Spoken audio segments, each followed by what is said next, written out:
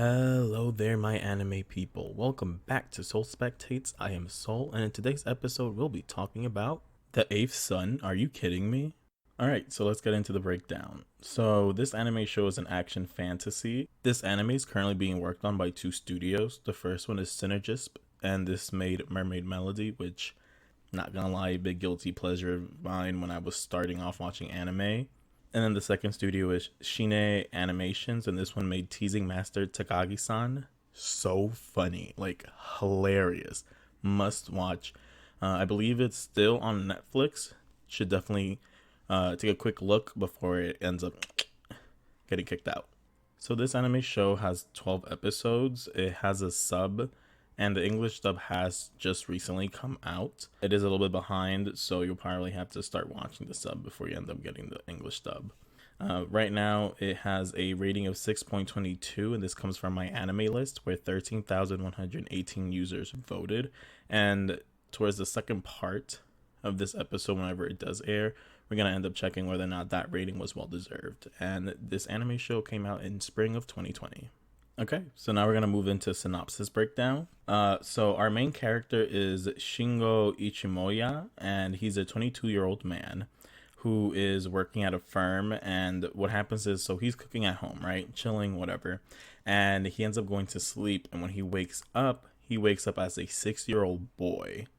And he believes that he's actually rich because at the time that when he wakes up, ends up being his eldest brother's wedding. And he sees everything being lavished and a lot of food and riches and gold. And he sees all these people with beautiful jewelry and fancy clothes. And then the next day happens. And they're dirt fucking poor. I mean, like, poor. He is shook as fuck. He was like, are you joking? Like, what the hell happened? Like, I was eating... roasted pork with like sauce and potatoes, and today it's meat, which is like a type of broth that they had back in the old Middle Ages, and it tastes disgusting. So he ends up figuring out that he has a lot of brothers, and he is the 8th in line to receive any of the inheritance from his father. So, for those of you who don't know, back in the old days in the caste system, normally the first son inherits everything from the father, and if he dies, then it goes to the next one who has the next succession in line, which would be the second son. So, because he's all the way in the 8th, there's no way that all 7 of them is just going to happen to die to give whatever little they even have to begin with for him. So he has to basically traverse this new world and figure out what he's going to do since he's basically behind, so he ends up learning that his name is Weldon von Benno Baumeister, and this is where his story begins. So if you have not watched this anime show, pause this podcast and definitely go watch it if you enjoyed the synopsis. If you have, continue on. But again, after this, we're going to go into the episodic breakdown, and there's going to be heavy spoilers. So if you don't want to be spoiled, stop this and go check out the anime, at least the first 6 episodes. If you haven't, I'm telling you again, this is spoilers. This is your last warning. So now we're going to move into our episodic breakdown. This is just going to be for the first 6 episodes. And then part 2 of this podcast, which will come later on, we'll have the last 6 episodes. And then it'll go over the issues I have, stuff they could have fixed, stuff that I liked, and then a overall wrap up. All right, so let's get started. So the first episode starts us off with Shingo, the 25-year-old main character that we're going to be following. And he comes home from work, starts making food, he ends up dozing off, and he wakes up in a 6-year-old's body. So right off the bat, we know it's an isekai, but it's not the typical one where like the main character ends up pushing a girl, saving a dog, getting hit. They're always being hit by a car. So just so you know, if you're not being hit by a car, you're not being reincarnated, point blank, period. So he ends up falling asleep, ends up waking up, which to me is kind of random because I've gotten so used to an isekai where like the main character dies and then they get reincarnated in a new body, and then they're either in the know or don't have all their memories, which is fine. So it gets you kind of wondering like what exactly happened, like why is he just waking up in a random world. But again, this is just a simple little plot point. They're just trying to get you to move on, so not really focusing on what happened to get him there. It's just he is there and this is it, and let's continue on with the story, right? So he wakes up as a 6-year-old, and again he's like in this lavish party, a lot of rich fancy people wearing beautiful gowns, jewelry, a lot of food, silverware, fine dining. And he thinks that he's dreaming, obviously, like who wouldn't. So he goes back to sleep and then gets woken up by his father. So this is where he starts saying, okay, this is real life, like this is actually happening to me. And the father wants him to introduce himself to other people, but he doesn't know the name that he has in this world. So he gets a little bit flustered. His brother ends up coming back to talk and like kind of like rescues him, and he ends up telling him, his name, right? So he starts eating, enjoying the food, and already thinking about the rest of his life. Because, I mean, when he was in Japan, he was working hard, not eating great food. And now he's like, oh, fuck, I have money. Like, I don't have to work anymore. I am made. I get to chill, eat, do my thing. And then the next day happens. And then everything changes like 0 to 100. It is insane how crazy that gets fixed. And he starts seeing the rags. Apparently, like the walls are being covered by curtains that they take down. All the caterers move stuff. And he's kind of just like, what the fuck? Like, what happened? Like, what happened to all the money? Like, I thought I made this. Like, I thought I was fine. And now it's all gone. And that's when kind of he understands and sees the validity of the situation, where it's, even though they are nobles, they're actually a hierarchy in nobility, and they're like way down, so they have no type of money. And when they host these kind of events, particularly this one being his oldest brother's wedding, they have to dish out money because they have to show to other people like, we are fine, like we have money, so it's basically a front, like people on Instagram.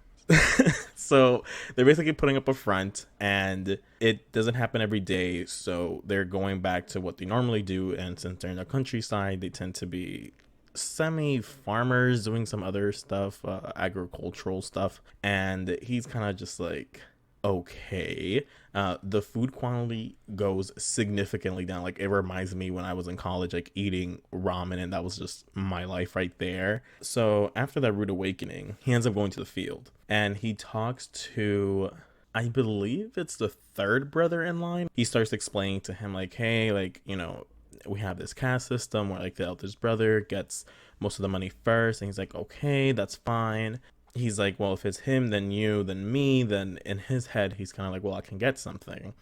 And then the second brother comes, and he's like, wait, who's this? And he's like, oh, this is the other brother. And then another one comes, and then another one comes, and another one comes. And he's just like, what the hell?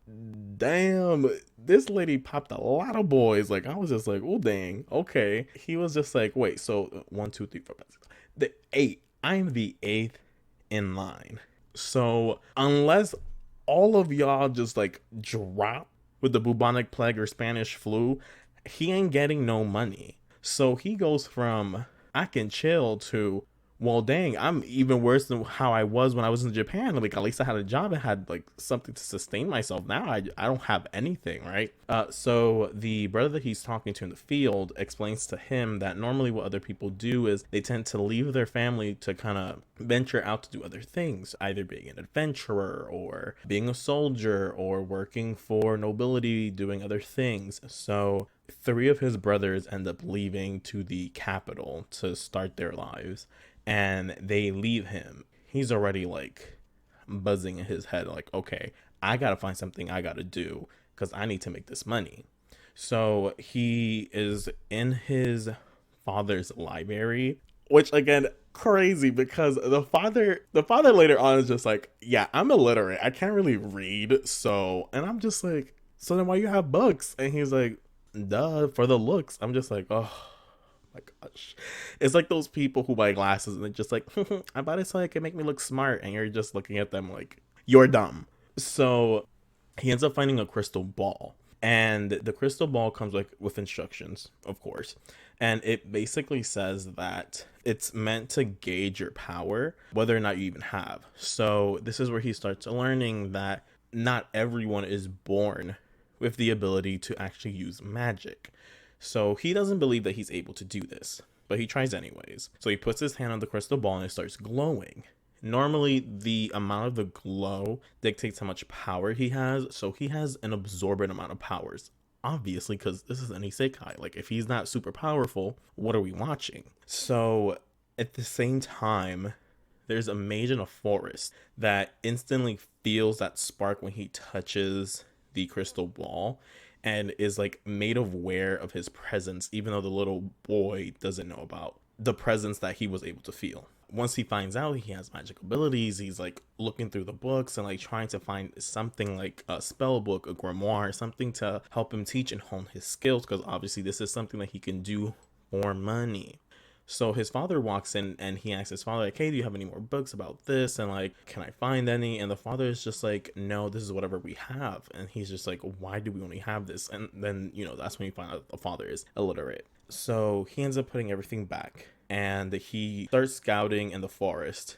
And that's when he finds the mage. So initially he was just trying to do magical spells, and he's trying like, like how Spider-Man is just doing like all this Shazam and all this stuff with his fingers, using stuff that he's seen in like social media to like try to see how his powers work. And that was the same thing that he did. So he tried doing a magic circle. He tries grabbing a stick and using it as a wand, like just using some of the stuff that he refers to in his past life to see if there was something that can allow him to activate and use magic. Doesn't happen. But then the mage comes. He gets a little bit scared, but later on they start talking and the mage tells him like, hey, like, I'm going to teach you. He's just like, I don't got money. Like, you good teaching me for free? The mage's like, I got you, right? Obviously. So the mage basically wants to have a disciple to like allow him to teach him, right? And he says like, oh, like I can teach you for free. You don't have to worry about it. So there's a boar that starts attacking, and the mage basically grabs his hands and uses it in order for him to perform his first magical spell, and they were able to be successful and win. And this is where our first episode ends. So this episode starts off with such a bang. Definitely had a lot of great funny moments. So let's move on to episode 2. Okay, so he's teaching him how to use his powers, and he basically starts talking to him about the world. So not a lot of people are able to have magical abilities. Because of this being extremely rare, they tend to have a lot of power and tend to do a lot of stuff. So he explains to him that he needs to be extremely careful to hide this from his family. And obviously, which is kind of like the nickname that he gave himself, like shortening his name, he's kind of just like, well, why do I need to hide this? Like, it doesn't make any sense. He basically told them that because he's 8th in line, if his parents were to find out that he actually possesses magical abilities, they would want to move him up and basically disown the 1st through 7th. That way that he can become the legitimate son to basically become like sort of like the first, and basically fucks up like the line of succession so that they can put him up front and be like the sole heir, right? This is how much it's like so important for the society, right? So he tells him that he needs to hide his power because obviously, like, if they even get a whiff, like some of the other brothers, because obviously like, you don't know them and they think completely differently than what they do, in like our world. So if they were to find this out, obviously they will try to kill him because like, they're not like our world. They don't think the same way over there, because succession is very important and who's in line to get this money. They would do whatever it takes to make sure they still stick around.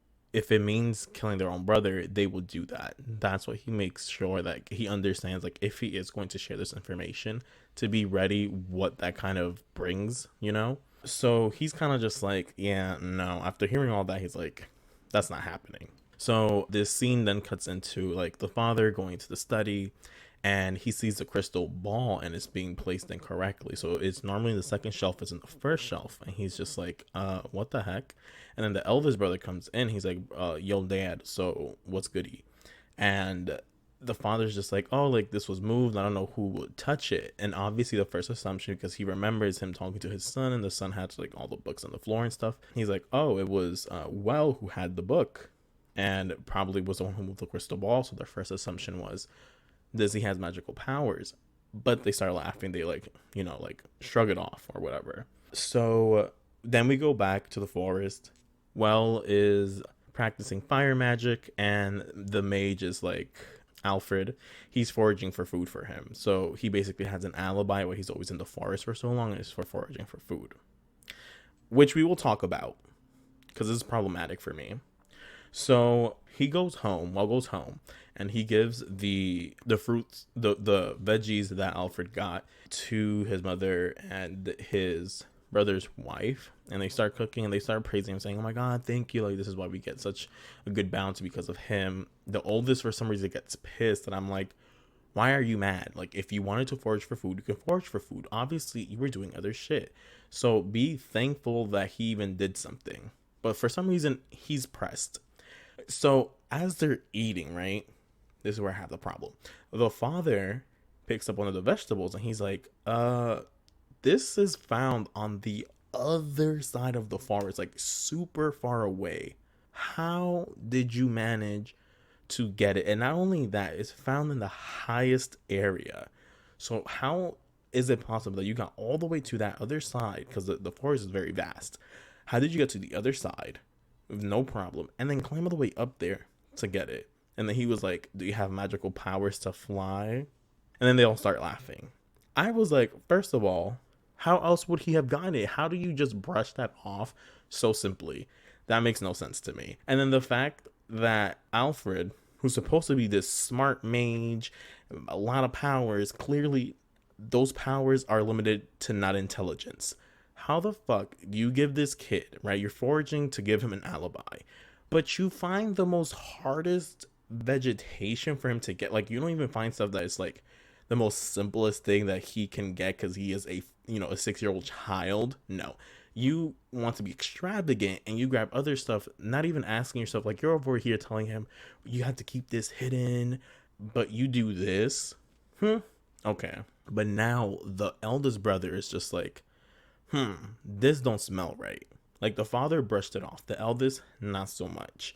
And ever since then he's kind of just like eyeing him, like everywhere Well goes and like what he's doing, like he's always watching him, right, to see if maybe he will slip up, which to me again is another stupid shit. I mean, he's going to use his powers in front of everybody in the house where all of you guys are like constantly watching him.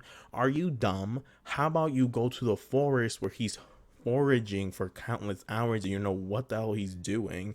Like, go to the forest, see what he's doing. No, he only limits his ability to spy on him only in the house. Clearly, you don't care enough to see whether or not he has powers, because if you did, you would have gone to that forest. But okay. So, Well is talking to Alfred, and Alfred kind of tells him like what he used to do, and that's when Well was like, oh my god, like I want to become an adventurer, I want to have my adventures, I want to make friends, I kind of want to do my own thing. So later that night, he is talking to the family, saying what he wants to do with his life. The eldest brother starts snickering. I'm just like, why are you snickering? Why are you still pressed? I mean, he just said that he wants to become an adventurer, so clearly you will still have your money. So what is the problem? Like, why are you still so on top of it? But anyways, so as dinner continues, after Belle tells his parents that he wants to become an adventurer, the mom is like, oh, I love the idea. And then the father is just like, I like the idea too, but there's only one problem. I was just like, what can be the problem now? He goes, we don't have enough money for you to go to school. Are you joking right now? You can't even do this one thing. Like, it's not like he's asking for the sum of whatever you're worth. He's asking for tuition money to be able, he's asking the sum of that tuition money in order to go to school. But again, an issue. As the dinner continues, the father's talking about like you, specifically to Well, especially because he's always the one going to the forest. He says that a lot of people have been saying that there are whispering dead out there. and that's basically a zombie who basically still has something to live for. Okay, which is kind of, I don't know why it couldn't just be a ghost, why it had to be a zombie, but because basically the description is for Whispering Dead is that it's someone who still has something left to do in this world, even though they die, and they end up still sticking around. Well, I guess they want to also call it a zombie because they're still physically like they're tangible because they do have a body, and you basically know this because pale white skin, right? And Well immediately starts thinking, he's like, oh shit, like my master is pale AF. So is he a whispering dead? You know, and they become very dangerous. So he runs out and leaves in the middle of the night. Again, leaves at night. No one sees or says shit. And this brother, who's supposedly so pressed about him possibly having magical abilities that he wants to be spying, does nothing. But okay. So he meets up with his master and he grabs on the arm. He's like, we gotta go. There's a whispering dead. And his master, Alfred, was just looking at him like, bruh, it's me. And Well is like, no, but I knew, but like, no. And I'm like, well, but you knew he's pale AF. And he's like in the middle of the forest. Like, you never even wondered why this like super powerful mage is just there in the forest ready to teach you. Like, never like crossed your mind or anything. I swear these people are all stupid. So the master starts losing control. So like in episode 1 you get a tinge of like something's going on, and throughout episode 2 you get that feeling of like something's progressively getting worse for Alfred, and it's because he's starting to lose control, right? So he basically said that he's past his time, and anything more he'll start turning into a monster. He'll lose control and start basically killing people left and right. So he's asking Well to purify him, and Well it's just like, no, I can't. And I'm just like, well, he just said that like a couple of seconds he's gonna start killing people. You can't what? I get it, like that's your master or whatever, but like my dude, like he's gonna start killing people. Like at least honor him and kill him because he wants to die still remaining as himself than being a creature, you know? So he ends up using holy magic to like purify him, and he was able to purge me before he loses control. Before this happens, Alfred does give him like this magical pouch that he owns that like allows him to just like fill with anything that he wants. So it's like those endless bags that you use like in MMORPG games or stuff like that. Like he gives that to him. So, you know, he starts crying, but everything's over. And then we get a little bit of time passing and we see that Well is grown up. I'm assuming like maybe 13, 12, because that's normally when you're an adult during that time period specifically that they're focusing on. And you see him leaving for home. So the idea is that he was going to go through the forest to go to the Adventurers Academy, and he's going to kill creatures during that journey, and he's going to sell those creatures in order to make that tuition. So we see him heading out. We see the mother and the brother's wife saying goodbye to him. The father, where is he? Nowhere to be found. The brother, where is he? Nowhere to be found. I'm just like, wow. Okay. Shows the kind of love they have. And now we're going to move into episode 3. So this episode starts us off with us going into the Adventures Academy. We kind of see people fighting, and then we go into the room where it's people with scholarships, and they're all introducing themselves. We get, there's long names, like I'm not really going to go in depth and everything, but we specifically get to be introduced to 3 main players, which are going to be recurring characters throughout the season as well.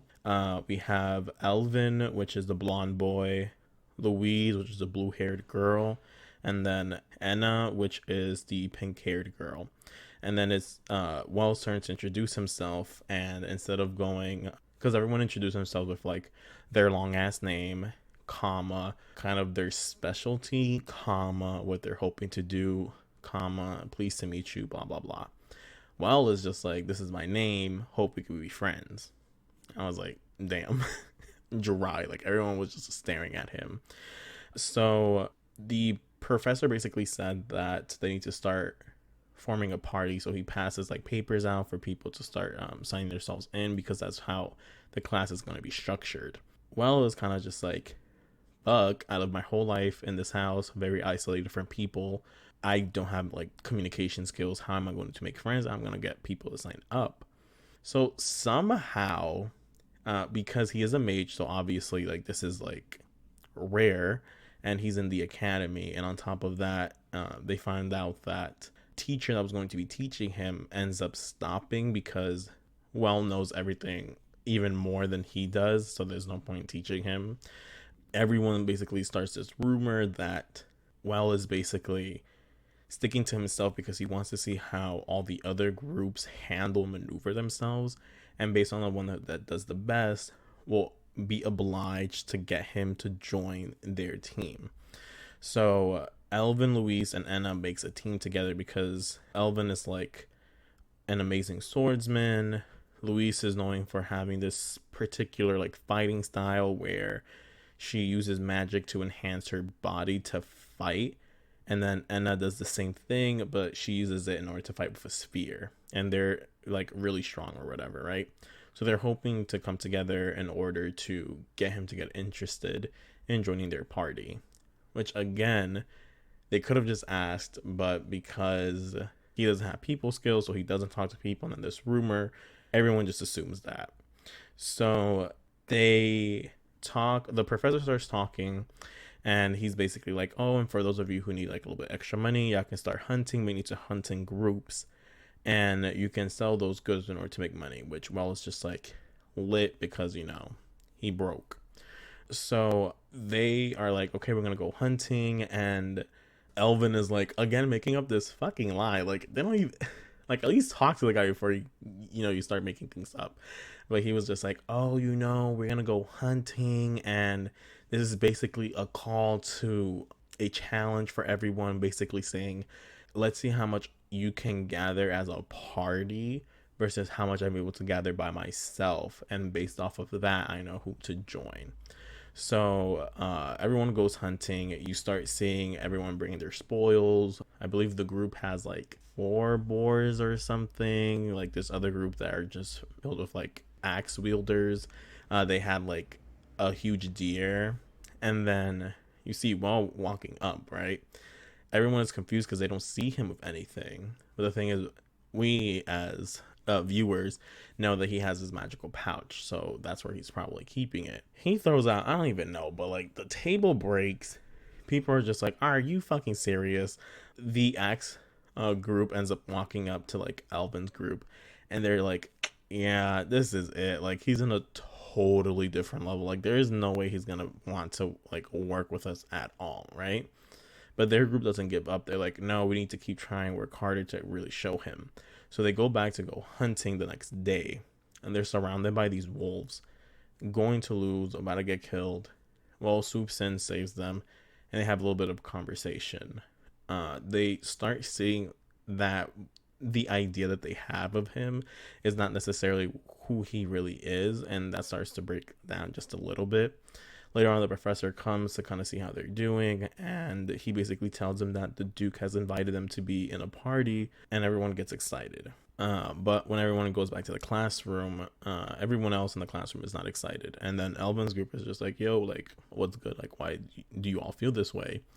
And the class was kind of just like, well, we all know why the Duke invited us. Like, it's not really for us. It's really just to know Well, obviously, because he's a mage, extremely powerful. He's been being talked about, so obviously he's not really there to talk to us, so we're not really going to try. Elvin was just like, oh no, like, it's probably not really like that, so let's try our best. And then his party was kind of just like, yeah, like, we might as well try, like, this makes no sense. So Louise was just like, oh, I'm gonna buy something that's very gaudy, very like flirty, with like a lot of stuff, so that I can get them to notice me.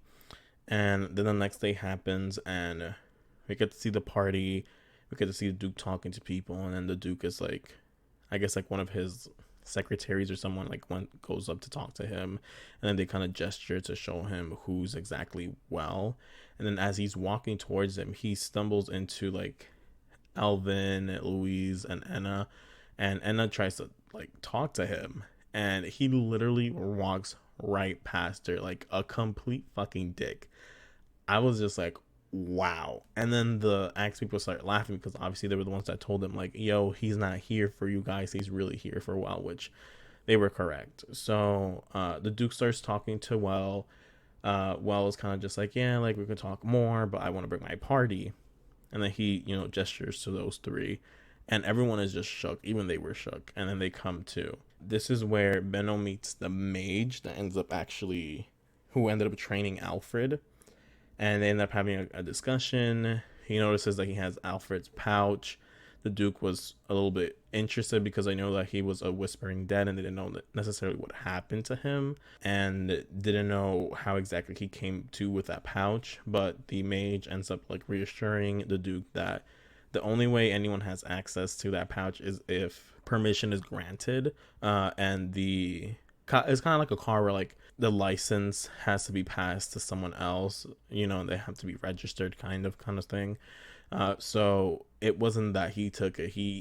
Alfred clearly gave it to him, and he basically has to start having a discussion. He's like, oh, like, are you his pupil? He was like, yes. And like, starts crying. It explains exactly what happens. He ends up returning everything that's inside the pouch that was there once Alfred gave it to him. Like, there was a couple stuff in there already. And then they were just like, oh, we're going to give you 1,000 gold, I believe, for like bringing that back to us. And they allow him to keep the pouch. He ends up going outside to meet up with his team. The team basically was just like, oh, like, why would you bring us in? And he was just like, oh, I don't see why not. And they were kind of just like, oh, well, we apologize because, we were trying to use you in order to better our lives, because that's what everyone in the class, essentially assumed. Like, anyone who forms a party with him is going to be made. So they explained that to him, and he was like, well, I'm kind of using you guys too because, I was looking for like friendship and all this other stuff. And I was kind of just like, you weren't really using them, but okay, like, I guess.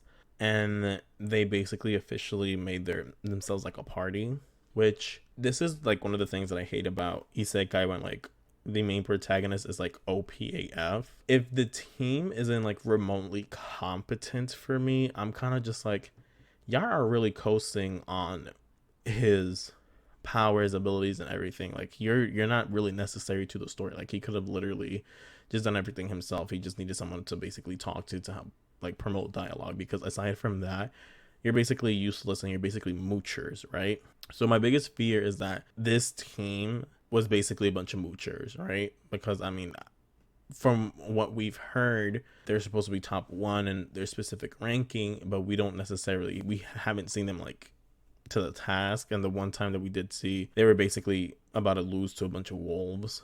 So we will see, right? Because that's like one of the most biggest annoyances.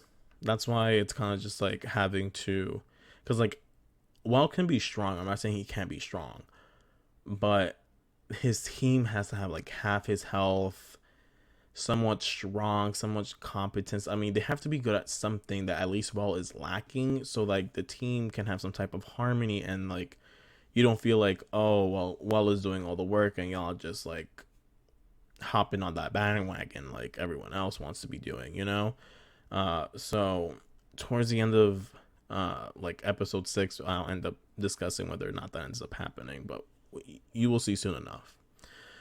So the teacher that taught Alfred ends up coming out, and he basically tells them that he gets to have Alfred's estate because he's your pupil.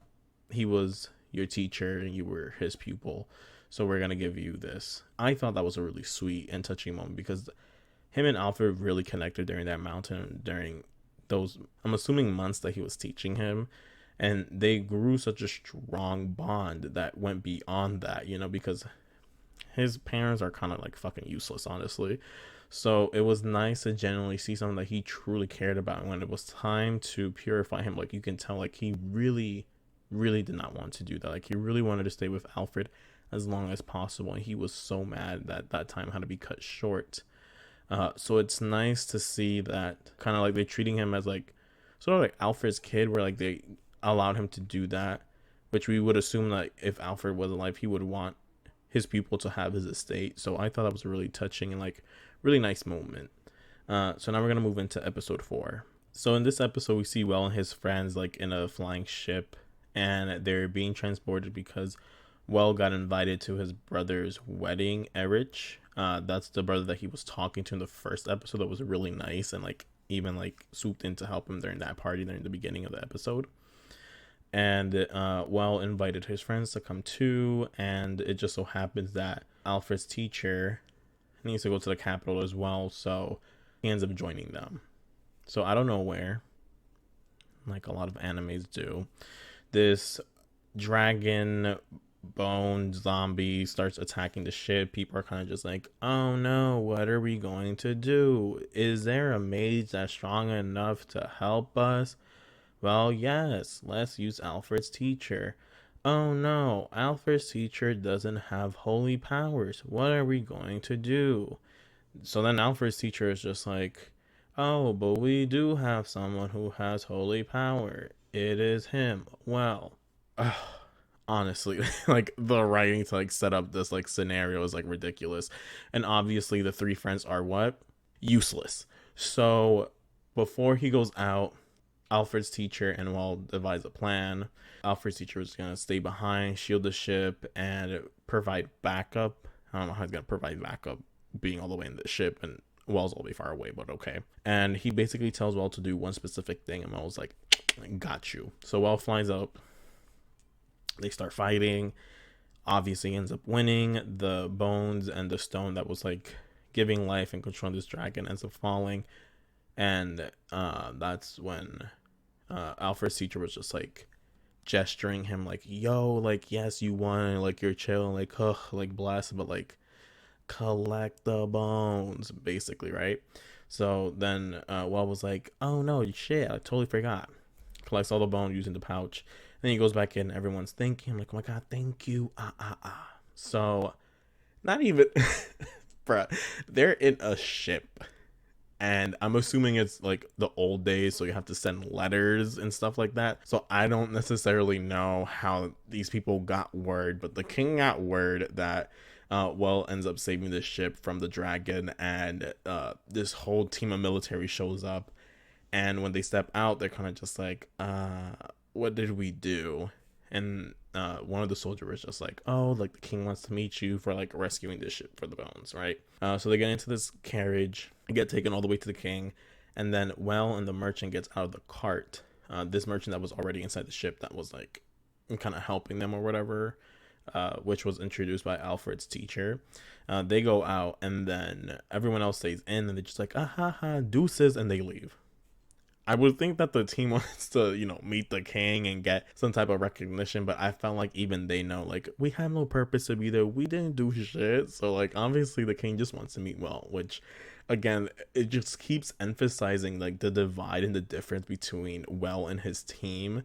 And I don't know about you guys, but it's like, do you really want to be in a team where, like, everyone is seeing you as you're basically weak, and, like, if it wasn't for Well carrying you, like, you would not have half the things that you are having right now? Like, you would think that they want to be separate from him or would be jealous or have some type of, like, issues with that. But they seem perfectly fine. Because, obviously, like, this anime is not supposed to be that deep or that cheery. But I would love that because, obviously, it adds more dimension to the characters. And it's something that's realistic. Like, they want to be known for their powers. They want to be known for being strong for their own selves. Not being someone who's, like, riding someone's ass. But they're fine. Anyway, so they go into the castle. The king basically thanks him, and Well basically gives them the bones. Obviously in Well's hand, he's just like, yeah, I can keep it, but they're just like, no, we have to pay you. So the king's advisor starts having like a whole kerfuffle of like fighting, figuring out what kind of price to give him, because they're like, one of them is just like, we should give him this much, but the other one is just like, what are we, cheap? Like, we need to give him more money, like, or else the world's gonna think that we're broke AF. So eventually they settle on a price that was fair, and the king basically ranked Well as being the sixth baron, and he then gives him like a twin dragon medal. So after that whole thing happens, Well and that merchant guy ends up like walking out. And then this spear guy, he starts like, look at this. So he starts twiddling like his spear. He's just like, look at my power, this is like my special ability. And I'm looking at him like, but you're just like spinning around like the spear like that. I feel like, doesn't everyone know how to do that or something? So once he does that, Belle looks at the merchant. He's like, what the fuck is that? Is that a street performer? Bruh, they really roasted this like adventurer by literally saying like, what the fuck is this? So the merchant guy basically explains like, you do know that now that you have two medals, you got this title by the king, and you're getting like this money. People are starting to see you, and he's a noble, obviously. People are starting to see you as someone with like a lot of prospects and someone who's gonna like do a lot of stuff. So they obviously want to join you to like ride that, right? And they even like spoke about him possibly like removing himself from his family and kind of starting like a new line with that last name, even though it is the same. So he ends up doing that too, and it's just to make sure like the family has like no ability to like take money or like fuck shit up for him, because you know families be doing that. So after that, we get into the wedding, and Rich is talking to the other two brothers that also left, and they talk to Well, and they're basically showing like there's basically like a line, and it's divided by like curtains, and it's basically spots for where certain family and people who are invited bring a lot of their gifts for the wedding. And normally the groom's parents also gives a little bit something something. So since the parents for the groom and Rich's father already passed the torch to the eldest brother, the eldest brother is just like, yeah, we're not giving you money. Which to me makes no sense, because in the first episode, if you have enough to be able to do these lavish things when it does appear, and you want to keep up appearances, what is the issue with giving a little something to not make yourself look broke? Like, by you doing that just makes you look hella broke right there. And it makes no sense, because if you just say in the beginning that they clearly save, and that's why they like eat shit, so that they're able to give them some type of money, so like they're always ready to show their riches even though they don't have.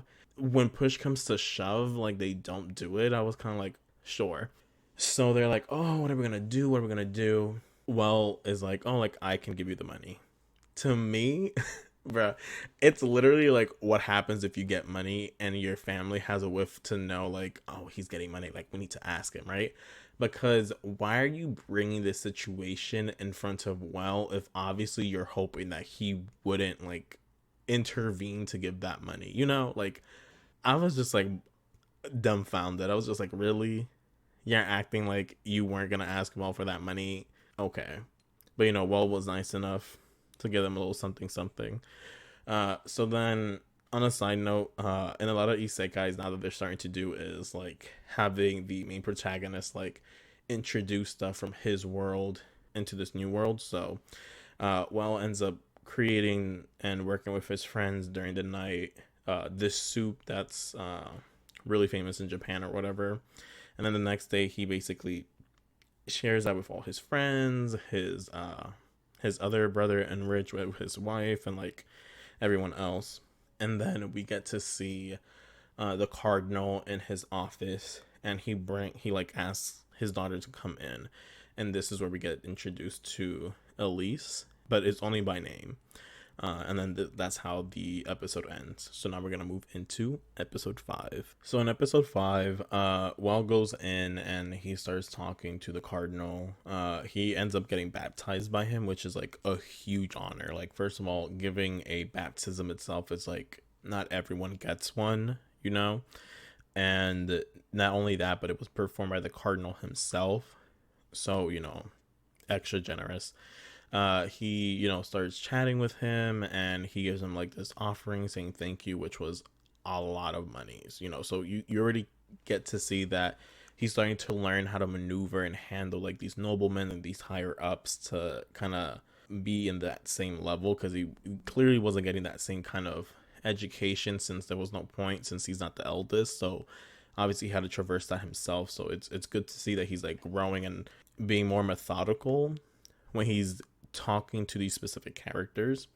So Elise comes in and the cardinal introduces her, and we get to find out that she can use healing magic as well as holy magic, which obviously Well knows how to use too.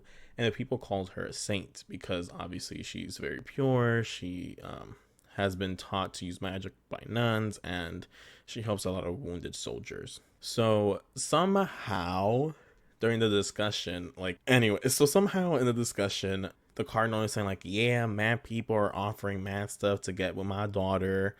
And Wells just like, well, ha ha ha, damn, she must be a great catch. I should probably throw this money in there too. Throw my hat in that ring. And the cardinal's like, yeah, you should. He goes, dang, if it's gonna be like that, I should probably just marry that daughter. And the cardinal's just like, dope, so y'all getting engaged.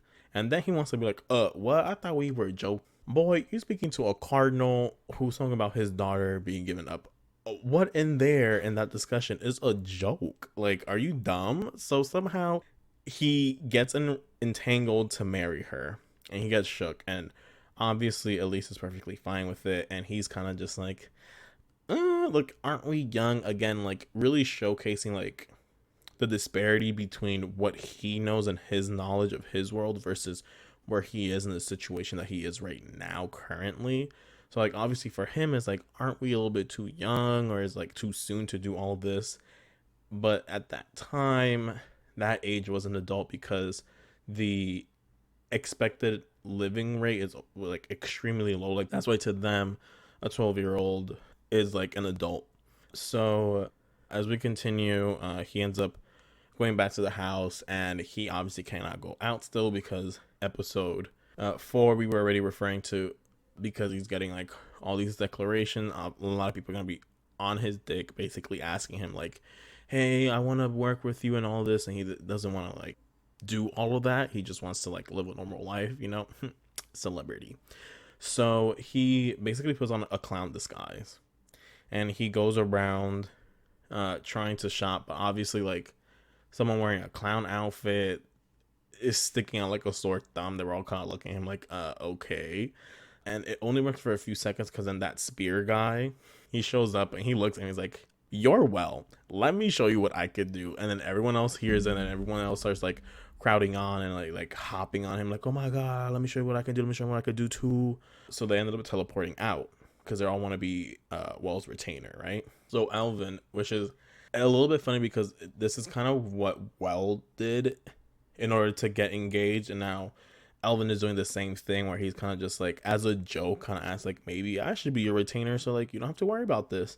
And then Well says okay, and he's like, wait, are you serious? And then Well leaves because he's tired, and he's just like, oh shit, like I'm the retainer now. And to me, I'm kind of just like, not that there's a problem with that, but like if Well is learning how to navigate and understanding like the validity of like where he's growing, it's kind of interesting that he would just allow his friend to kind of like gain this, because again, we still have not seen, you know, their power and their true potential, and people are gonna, you know, look at him like, bro, you don't know what the hell you're doing if like you don't have someone.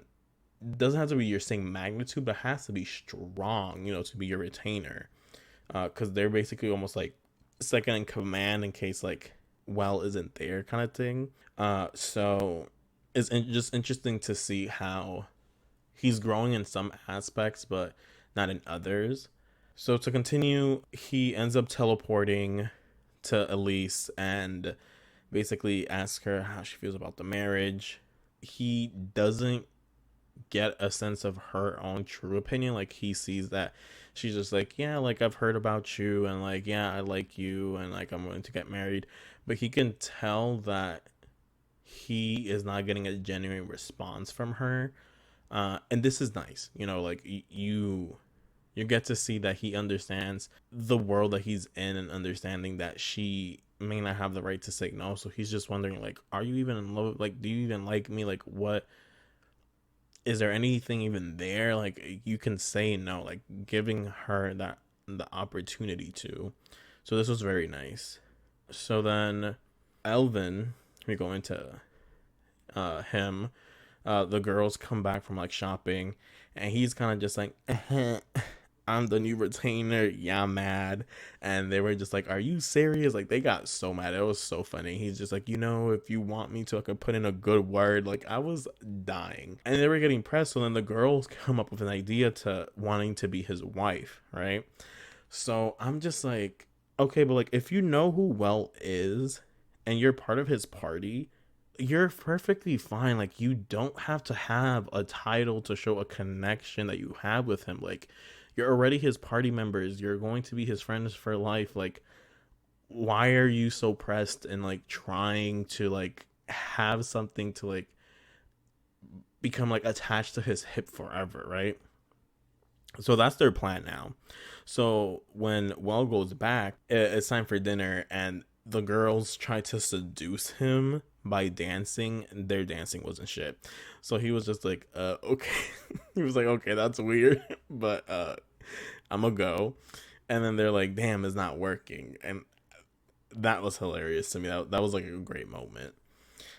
So the next day, well, that night, the butler comes to tell Well that he has been invited to go to dinner with Elise. So the next day, they go to dinner, start eating. Well is trying to have a conversation, and wow, she was fucking dry. Let me tell you, like, don't you hate that when you're talking to people, you're texting with people, you know you're having a bad conversation when you need to think of the next question after asking it, because when you're asking it to a person, you're like, oh, so what do you like to do? And they're like, stuff, and you already have to come up with the next question to throw at them, because if you stop asking question, you're not going to talk at all. Like, that is a dry ass conversation. And you know what, there's nothing I hate more when you ask someone a question but they don't ask that question back to you. Like, they don't fucking care. Like, I would be like, what's your favorite anime? And they would give me a whole list, and I'm like, so you don't want to know what my favorite anime is? Like, it's yeah. So she's dry, having small talk, and I'm just like, girl, like, he's trying to get to know you, you know, he's trying to make like this thing a little bit easier, and like giving him nothing to work with.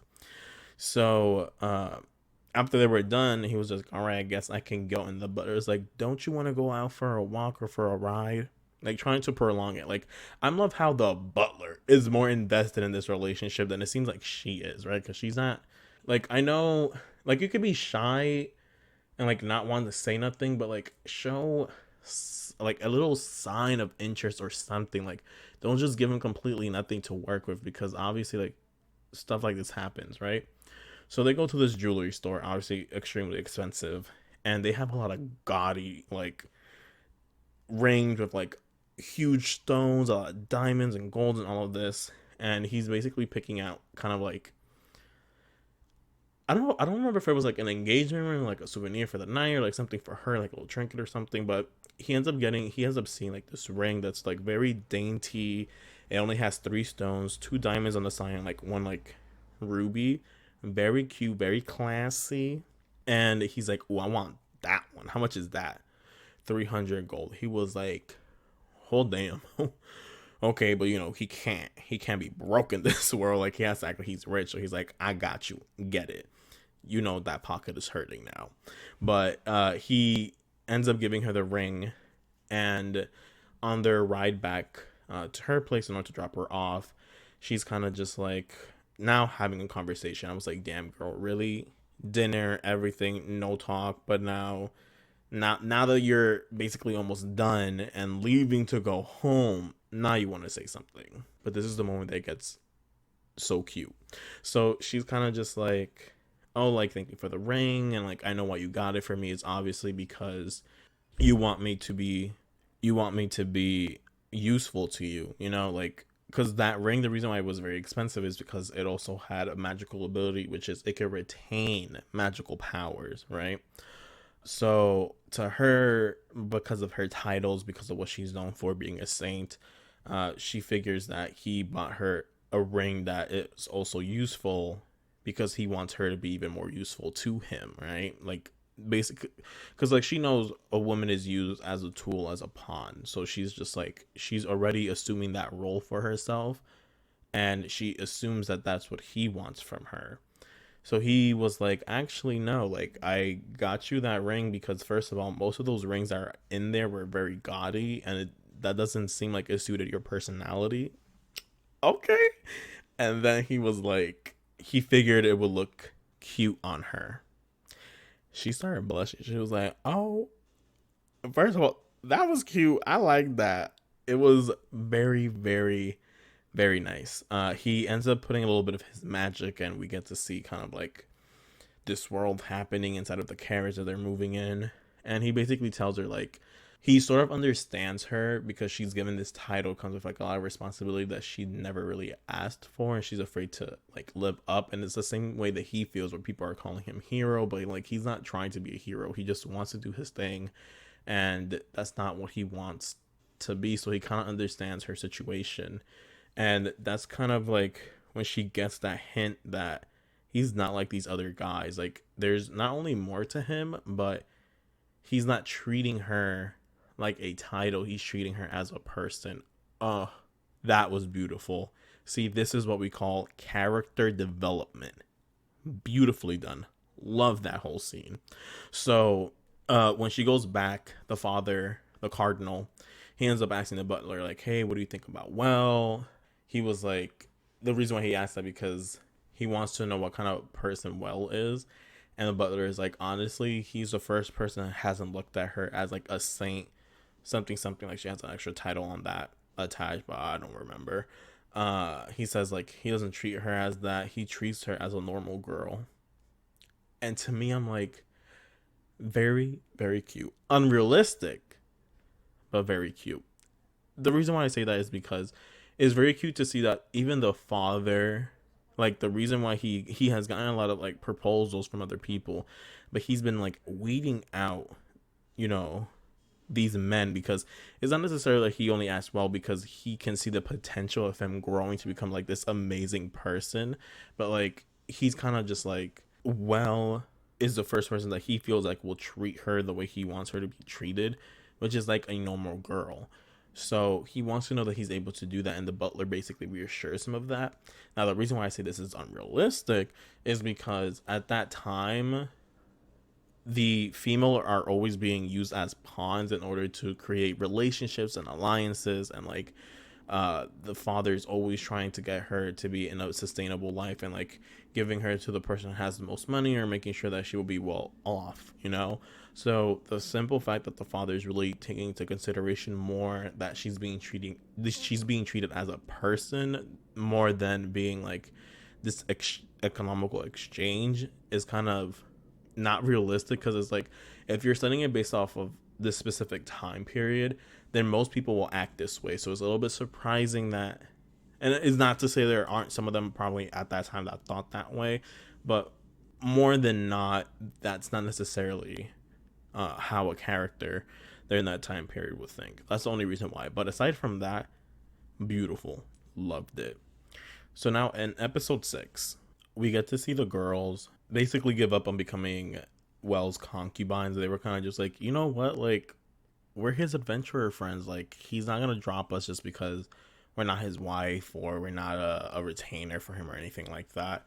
So this to me is just like, okay, finally, like, they understand the relationship with Well. They know Well, you know, like, he's not the type of person that would just leave them high and dry.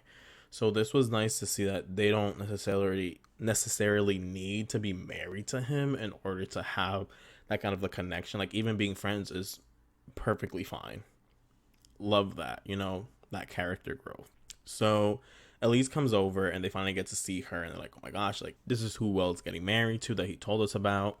And they assume that she's there to talk to Well, and they're like, oh, well, Wells has been summoned by the king. And she's like, no, I actually want to talk to you guys to get to know you guys even more. But not only that, but to also see what you guys think of Well as a person.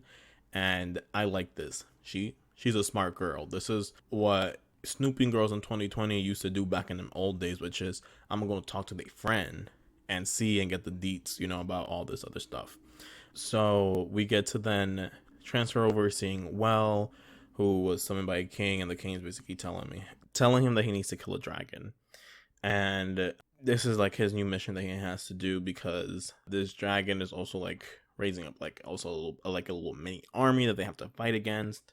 But he's like the OP boss that they have to focus on first. So they're saying like they're strongest fighters for that. So we pan back over to the house, and we know that since Alvin is a retainer, Erich kind of tells him like, yo, like, you need to basically build up Wells' army to prepare them so that they can meet him in battle, right? And he's like, oh, seriously, like I have to do all that? And the girl starts making fun of him. They're like, haha, yeah, obviously, because you're the retainer, so you got most of the work, you know? So the brother said he was going to help him, but this was funny, you know, because in the previous episode, he was basically making fun of them for having this position. And now that it comes with work that he didn't associate with, which to me is kind of just like, how do you ask for a position that you don't know what you have to do? Ridiculous. But after that, he starts preparing all that. We get to see Klimt, which is the Armstrong, who's going to be helping well, and also Alfred's teacher is going along too. So they go and start fighting the dragon. So they go like earlier on, and then after that, Elvin is carrying the soldiers through to where they have to go, and then they go into battle. So we're not focusing on the battle, we're focusing on the campsite. Now, at first, I'm just like, that kind of sucks. Like, you don't get to see a fighting scene. However, we do get to see character development, and this scene is so good, so good. Okay, so we're focusing on the campsite where all these men are basically wounded and coming back, and Elise is helping the wounded men, and it's like so she's a saint, right? And she's very fragile. She's very like nice and everything. So the fact that she can see a man who's been wounded, who's like begging her for help, and she's like cool, calm, collected, and she's just like, you know, she's gonna do her thing, and she starts healing. It's just like so amazing to see that other like layer inside of her, because I did not think like she had that in her. So the night continues, more men keeps coming in with wounds, she keeps helping them with her powers, and continues and continues and continues throughout from the night onto the day. And eventually she starts losing, like she uses up all of her MP, and she's just like, oh my god, what I'm going to do? And this guy's like begging her, like, please don't give up on me, like, I like, help me. And she's just like she doesn't have power, she doesn't know what to do. And she looks at her ring, and that's when she remembers that Well, you know, put some power in there. So then she starts using her ring and using the power that Well left inside in order for her to use it to continue healing people. So then as it starts to become morning, she ran out of power. Now at this point, I'm kind of just like, well, if power is the thing that made her so important, what made her a saint, I would think that now she is useless. She can't do any more to like help these soldiers. The fact that she literally ran over to one of the other helpers and was like, yo, can I get some of these bandages, some other things, like I ran out of power. That spoke so much volumes to me, that she didn't care whether or not she did have this power. She was still going to help these men. She was still going to like get down and you know, dirty. Like her clothes was tattered, she was dirty, blood over her, but her main focus was making sure these people were all right. That was incredible. We love a strong bitch, okay? Like, I remember reading this book called The Kiss of Deception, and you basically have like this frail girl who's supposed to be this princess, and you have this idea of her because, you know, she's royalty, that she wouldn't necessarily get down on the rubble. And then when her brother ends up dying in his army men, she literally like almost collapsing, digging burial grounds for all the people who ended up dying. Like it was just one of those scenes that was very incredible to like read in the book, and it was the same way here, where it's like it was incredible to actually like witness it and kind of see how the way she was judging Well with how she considered him being a hero is the same way that we as viewers were judging her for being a saint, what we associated her as being. So her being able to open her eyes, it's incredible for us as viewers to do the same for her. Really kind of surpassed our idea of what she is and what she holds important. Was like really nice to see. So after that, some of the soldiers started asking her like, hey, like you're the one who's engaged to Well. Congratulations, like this is really good. Like he's a very strong person, and like he helped us get through like this tough ordeal with like not only slaying the dragon but also killing a lot of their like underlings, which allowed them to not be pushed back too much. So she was able to hear kind of his heroicness, and the same thing happened when later on when the fight was like completely done. Wall comes back and she hears that apparently he was like injured during the fight. She starts panicking, starts running, and I think that's when we finally get that inkling of like there being love, because everyone has like, especially like in some of the lovey-dovey animes, it's just like boom, fireworks, you're in love, there's a spark. But for them it wasn't like that. It was like a light simmer, and you didn't know the validity of like the emotion and how much they truly cared for each other. Once she heard that he was like hurt, like she ran to make sure that he was okay. Like she ran for her man. Like, love that so much.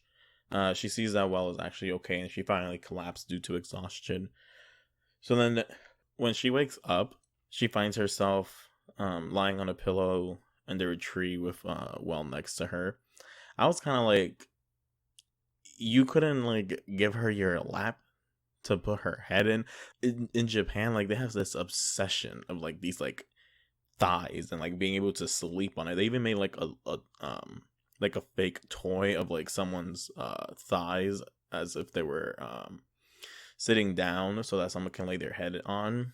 So it's kind of, I feel like, such a missed opportunity that I feel like if it was the other way around, she would have put Well's head on her lap so that he could rest and then wake up. So the fact that he couldn't do it for her was kind of just like, okay. So then once she wakes up, everything's perfectly fine. They start chatting a little bit. We get Klimt comes, the guy with the mohawk, running, saying, "Oh my god, my niece is okay," and that's when we find out that that's his niece. I was shook because they don't look nowhere near related at all. From like the cardinal to her to then him, I don't see that family tie. But that was wild too. So Well was just like, oh shit, like, are you serious? Like, did not see that coming either.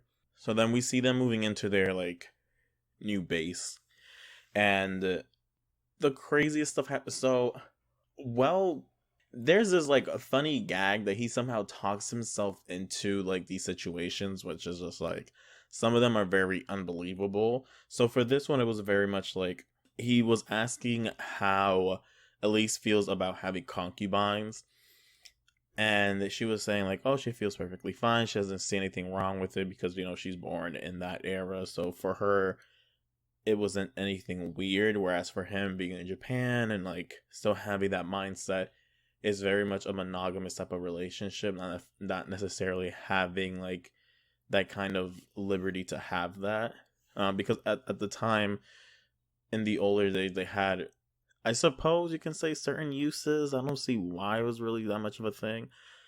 But all of a sudden, the two companions that he had, his friends, Luis and Enna, they were just like raising their hand, rushing, like, oh my gosh, yeah, we will be your concubines. Like, we will love that. I was just like, didn't you just say that in the beginning of the fucking episode that you are perfectly fine with not being his wife or being a concubine because y'all are adventurers with him, y'all are part of his party, y'all are friends, you don't need some type of title to hold on to so that he doesn't leave. And then the chance that you get to, like, I thought they weren't going to say anything. They're just going to be like, yeah, that was kind of us back in the old days, but like not right now. Now they're just like hopping on. And so now, well, all of a sudden now has his two other friends being concubines, which even then, the most funniest thing too is the simple fact that after that situation happened, they go back to being completely normal. They're over here saying, oh, we're going to be his concubines, acting like they don't know what that means. You know, like they go back to like chilling and acting like friends. So to me, I was kind of, it was like so useless. Like, I don't see the point of even having that or even doing it, because I feel like they're still acting and being treated the same way as they would being in a party. So then why have them be his concubines if it's not going to change the dynamic of their relationship? And it's not even needed for the plot. Like, it doesn't even really do anything. So if they would have subtracted that out, I don't feel like us as viewers would have been missing anything other than just him building a harem. But it kind of already seems like he is already developing feelings for Elise. And I don't know. It was wild to me because I'm like, yes, maybe in the time it was acceptable for these dirty ass menses over here to have concubines. But that doesn't necessarily mean that the head, like the main bitch, necessarily liked it. She just accepted it because that was something that was seen in society. That doesn't necessarily mean that she was happy and content with it, you know? So for the fact that they build her to be this character that's just like, oh yes, I don't mind him having like concubines, like it's ain't nothing. I was just like, really, girl, like you're not even a tinge like pissed off, like really, like you can accept it, but it doesn't mean you necessarily have to like it. So I was a little bit confused from that, from her character, especially because she also is a saint, but I guess again it doesn't necessarily matter because it's a society thing and not necessarily like whatever. So that all happened. So that was the end of episode 6. As of right now, the anime show is still pretty interesting. It still got my attention after episode 3.